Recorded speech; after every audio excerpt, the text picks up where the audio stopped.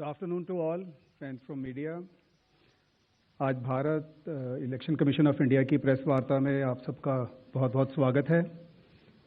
हमारे साथ honourable chief election commissioner of India Shri Gyanesh Kumar ji, honourable election commissioner doctor Sukhbir Singh Sandhu, honourable election commissioner doctor Vivek Joshi, election commission of India के उच्च अधिकारी Shri Manish Garg ji, senior deputy election commissioner, Shri Sanjay Kumar, deputy election commissioner, Shri Vijay Kumar Pandey, DDG law, और अन्य election commission के officials जो हमारे साथ हैं। इस प्रेस कॉन्फ्रेंस का जो बेसिक फॉर्मेट है, it will be the honourable chief election commissioner will be addressing the media. That will be followed by a question and answer session. Questions will be generally taken in groups of 5 and the Honorable CEC would be answering them in one go. So you are requested that whenever you want to ask a question, kindly wait for your turn. There will be a micer who will be approaching you. Introduce yourself and your organization and then you can ask your question. So that will be the basic format of the press conference. So kindly keep your mobile phones on the silent mode.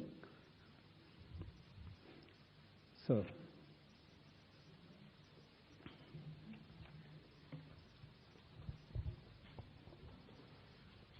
Honorable Election Commissioner Dr. Sukhbir Singh Sandhu ji,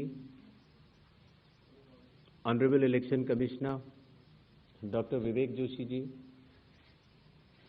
चुनाव आयोग के वरिष्ठ अधिकारीगण और media के मेरे दोस्तों,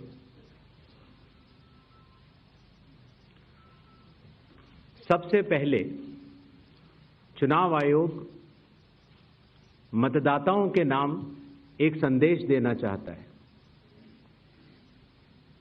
भारत के संविधान के अनुरूप भारत का हर नागरिक जो 18 वर्ष की आयु पूरी कर चुका हो,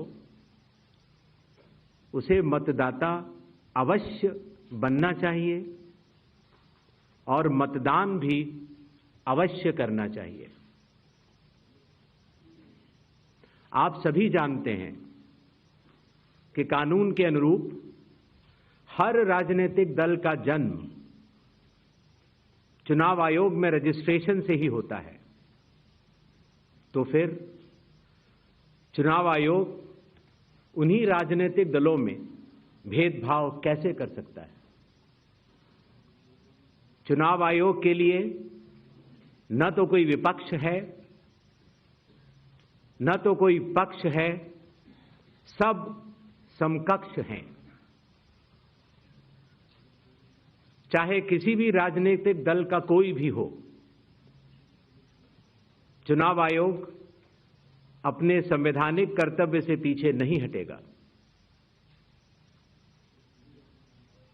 पिछले 2 दशकों से लगभग सभी राजनीतिक दल मतदाता सूची में त्रुटियों के सुधार के लिए मांग करते रहे हैं और इसी मांग को पूरा करने के लिए ही चुनाव आयोग ने गहन पुनरीक्षण अर्थात स्पेशल इंटेंसिव रिवीजन SIR की शुरुआत बिहार से की है।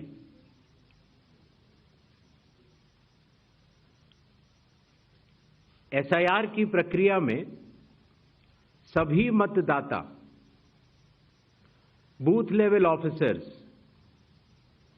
और सभी राजनीतिक दलों द्वारा नामित 1.6 लाख BLAs ने मिलकर एक प्रारूप सूची तैयार की है। इस प्रारूप सूची की एक कॉपी आप सभी लोगों को दी गई है, जिसमें कि हर बूथ में जब ये प्रारूप सूची तैयार की जा रही थी तो सभी राजनीतिक दलों के बूथ लेवल एजेंट्स ने उसे हस्ताक्षर के साथ भी सत्यापित किया है। इस प्रारूप सूची में त्रुटियां हटाने के लिए एक बार फिर निर्धारित समय परिधि में सभी मतदाता और राजनीतिक दल मिलकर अपना बहुमूल्य योगदान दे रहे हैं। विगत आंकड़ों के अनुसार स्वयं मतदाताओं ने लगभग 28,370 ऐसे क्लेम्स एंड ऑब्जेक्शंस दिए हैं और जो मतदाता 1 जुलाई को 18 वर्ष की आयु पूरी कर चुके हैं या 1 अक्टूबर को 18 वर्ष की आयु पूरे करने वाले हैं, ऐसे 1,03,703 मतदाताओं ने भी अपना आवेदन फॉर्म 6 और डिक्लेरेशन के साथ किया है।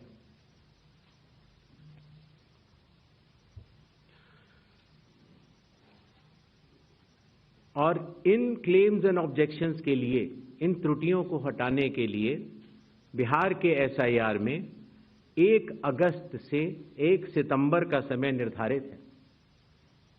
अभी भी 15 दिन का समय बाकी है। चुनाव आयोग सभी राजनीतिक दलों को उनके द्वारा नामित बूथ लेवल एजेंट्स को, नेशनल लेवल पॉलिटिकल पार्टीज को, स्टेट लेवल पॉलिटिकल पार्टीज को आह्वान करता है कि आने वाले 15 दिनों में जो भी प्रारूप मतदाता सूची उनको दी गई है उसमें अगर कोई भी त्रुटि हो तो उसको प्रिस्क्राइब्ड फॉर्म के तहत जमा करें। चुनाव आयोग के दरवाजे हमेशा सबके लिए समान रूप से खुले हुए हैं। जमीनी स्तर पर सभी मतदाता, सभी राजनीतिक दल और सभी बूथ लेवल ऑफिसर्स मिलकर एक पारदर्शी तरीके से कार्य कर रहे हैं, सत्यापित भी कर रहे हैं, हस्ताक्षर भी कर रहे हैं और वीडियो टेस्टिमोनियल्स भी दे रहे हैं। यह एक गंभीर चिंता का विषय है कि राजनीतिक दलों के जिला अध्यक्षों और उनके द्वारा नामित बीएलएस के ये सत्यापित दस्तावेज, टेस्टिमोनियल्स, उनकी आवाज उनके स्वयं के राज्य स्तर के या राष्ट्रीय स्तर के नेताओं तक या तो पहुंच नहीं पा रही है और या फिर जमीनी सच को नजरअंदाज करते हुए भ्रम फैलाने की कोशिश की जा रही है। सत्य तो यह है कि कदम से कदम मिलाकर सभी स्टेक होल्डर्स बिहार के एसआईआर को पूर्ण रूप से सफल बनाने के लिए कटिबद्ध हैं, प्रयत्न कर रहे हैं और कठिन परिश्रम कर रहे हैं। जब बिहार के 7 करोड़ से भी अधिक मतदाता चुनाव आयोग के साथ खड़े हैं तो न तो चुनाव आयोग की साख पर कोई प्रश्न चिन्ह खड़ा हो सकता है और न ही मतदाताओं की साख पर। कानून के अनुसार अगर समय रहते मतदाता सूचियों में त्रुटियां साझा न की जाएं, मतदाता द्वारा अपना प्रत्याशी चुनने के 45 डेज के भीतर माननीय उच्च न्यायालय में चुनाव याचिका दायर न की जाए और फिर वोट चोरी जैसे गलत शब्दों का इस्तेमाल करके जनता को गुमराह करने का असफल प्रयास किया जाए तो यह भारत के संविधान का अपमान नहीं तो और क्या है?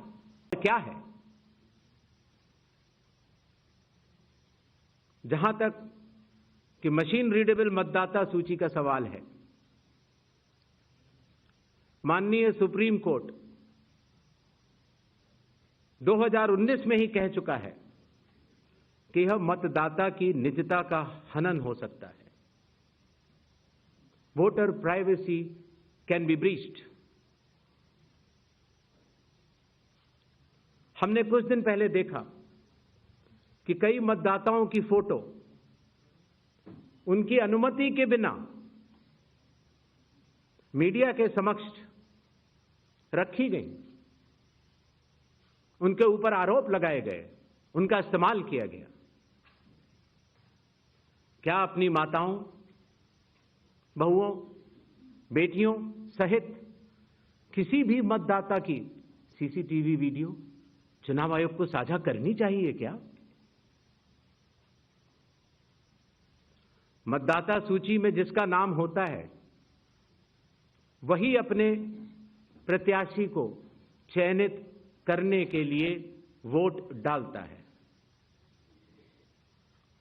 लोकसभा के चुनाव की प्रक्रिया में 1 करोड़ से भी अधिक कर्मचारी, 10 लाख से भी अधिक बूथ लेवल एजेंट्स, 20 लाख से भी अधिक प्रत्याशियों के पोलिंग एजेंट्स चुनाव के लिए कार्य करते हैं। इतने सारे लोगों के समक्ष इतनी पारदर्शी प्रक्रिया में क्या कोई भी मतदाता वोट की चोरी कर सकता है? कुछ मतदाताओं द्वारा दोहरे मतदान के आरोप लगाए गए। सबूत मांगने पर जवाब नहीं मिला। ऐसे मिथ्या आरोपों से न तो चुनाव आयोग डरता है और न ही कोई मतदाता। जब चुनाव आयोग के कंधे पर बंदूक रखकर भारत के मतदाताओं को निशाना बनाकर राजनीति की जा रही हो, तो आज चुनाव आयोग सबको स्पष्ट करना चाहता है कि चुनाव आयोग निडरता के साथ सभी गरीब, अमीर, बुजुर्ग, महिला, युवा सहित सभी वर्गों और सभी धर्मों के मतदाताओं के साथ बिना किसी भेदभाव के चट्टान की तरह खड़ा था, खड़ा है और खड़ा रहेगा। जय हिंद, जय Bharat.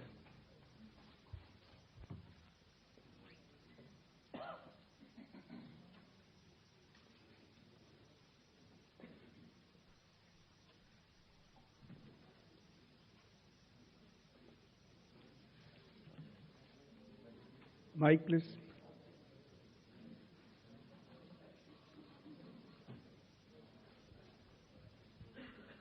Sir, good evening. I am Prashant from Asianet News. Sir, here. हाँ, Prashant from Asianet News. As you know, after Rahul Gandhi's press conference, there are many issues coming up from different states, including states like Kerala.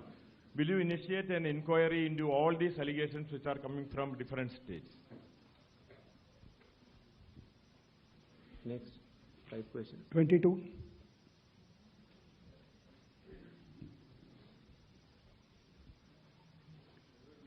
Sir.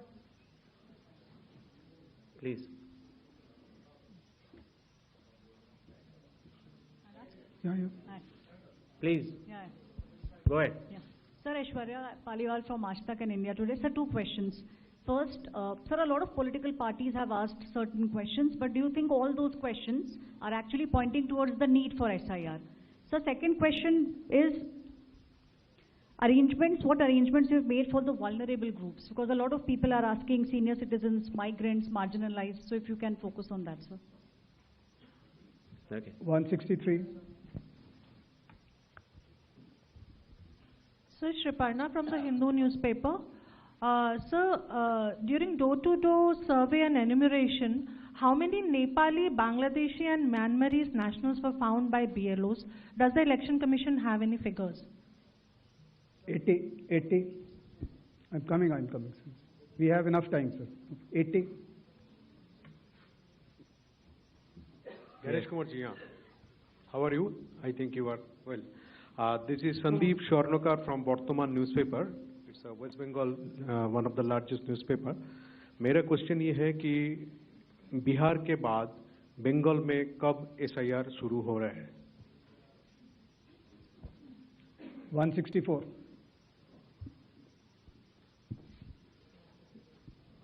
Sir Neeraj हूँ, news 18 India से, network 18 से। हमारा सवाल है कि special summary revision सालाना तौर पे होता है हर साल, तो SIR की जरूरत आपको कौन सा मतदाता सूची दोनों प्रक्रिया से अलग मिलेगा, हम ये जानना चाह रहे हैं। और एक सप्लीमेंट्री सवाल है इसी के साथ कि आपने कहा कि कुछ पॉलिटिकल पार्टीज के नेता भ्रम फैलाने की कोशिश कर रहे हैं। उनका यह भी कहना है, राहुल गांधी की मैं बात कर रहा हूँ, थोड़ी देर पहले उन्होंने कहा है क्यों उन्हीं से शपथ पत्र सिर्फ मांगा जा रहा है, दूसरे लोग, दूसरी पार्टी के लोग जो सवाल कर रहे हैं उनसे क्यों नहीं। तो इन 5 सवालों को पहले ले लेते हैं।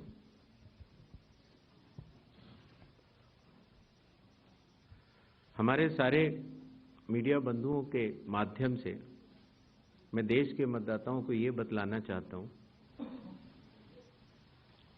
कि जब भी मतदाता सूची का रिवीजन होता है तो उसकी प्रक्रिया वही होती है जो मैंने आपको अभी शुरू में बताई।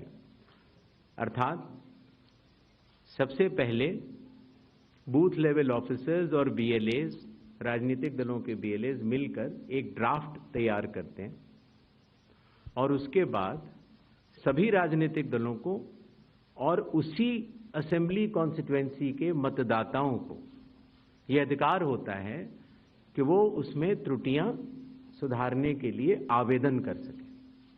आवेदन 3 तरह के हो सकते हैं, या तो किसी का नाम छूट गया हो तो फॉर्म 6 होता है, या किसी का नाम गलत जुड़ गया हो या किसी और को जुड़वाना हो तो फॉर्म 7 होता है, और या कई बार उसमें विवरण गलत हो जाए, आपकी नाम की स्पेलिंग गलत हो जाए, फोटो गलत हो जाए, एड्रेस गलत हो जाए तो फॉर्म 8 होता है।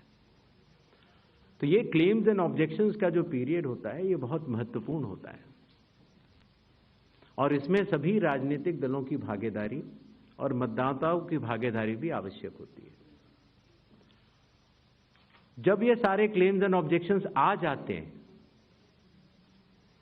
तो उसके बाद जो उस इलाके का SDM होता है, जिसको कई जगहों पर इलेक्टोरल रजिस्ट्रेशन ऑफिसर भी बोलते हैं, जो कि स्टेट गवर्नमेंट का एक अधिकारी होता है, वो उस पर एक निर्णय लेता है और निर्णय करने के बाद एक अंतिम सूची का प्रकाशन करता है। ये प्रक्रिया में आपके माध्यम से सभी मतदाताओं को बताना चाहता हूं, जिससे कि उन्हें भी सनद रहे कि पूरी प्रक्रिया होती क्या है। तो एक बार जब SDM की तरफ से अंतिम सूची प्रकाशित कर दी जाती है, और याद रहे कि प्रारूप अर्थात ड्राफ्ट सूची भी पॉलिटिकल पार्टी से शेयर की जाती है और अंतिम सूची भी पॉलिटिकल पार्टी से शेयर की जाती है, और आजकल चूंकि तकनीकी का जमाना है तो वेबसाइट पर भी इलेक्शन कमीशन की अवेलेबल होती है। इसके बाद भी अगर कोई भी त्रुटि रह जाए तो उस जिले के DM के पास एक अपील होती है, और अगर DM से भी उस त्रुटि का समाधान न निकले तो उसके ऊपर उस प्रदेश के चीफ इलेक्टोरल ऑफिसर के पास एक अपील होती है। जो अंतिम सूची प्रकाशित हो जाती है उसके ऊपर हो जाते हैं चुनाव। जब चुनाव होते हैं तो पॉलिटिकल पार्टीज अपने कैंडिडेट्स को खड़ा करती हैं और उन कैंडिडेट्स को यह सूची एक बार फिर दे दी जाती है कि इस सूची के ऊपर मतदान होगा, और यह सूची मतदान केंद्रवार दी जाती है। इस प्रक्रिया के बाद जब चुनावी मतदान होता है तो मतदान केंद्र के अंदर हर प्रत्याशी को यह अधिकार होता है कि वो पोलिंग एजेंट्स को नामित करे, और वही सूची पोलिंग एजेंट्स के पास भी होती है।